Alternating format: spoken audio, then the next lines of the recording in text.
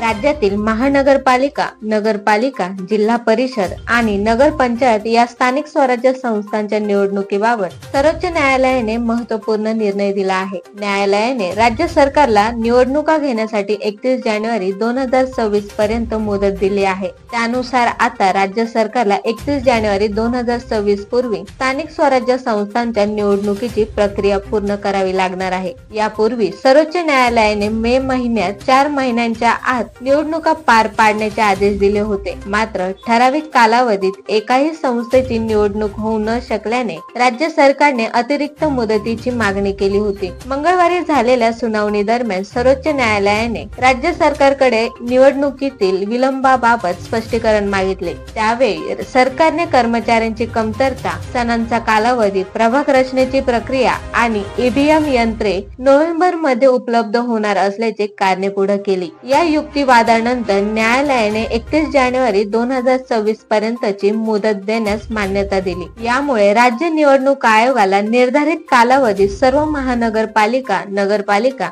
जिल्हा परिषद आणि नगरपंचायतीच्या निवडणुका घेऊन निकाल जाहीर करणे हे बंधनकारक ठरणार आहे. परिणामी मुंबई, पुणे, नागपूर, नाशिक यांसारख्या प्रमुख महानगरपालिका निवडणुकांचा मार्ग आता मोकळा झाला आहे. जागर महाराष्ट्र न्यूज साठी ब्युरो रिपोर्ट, नाशिक.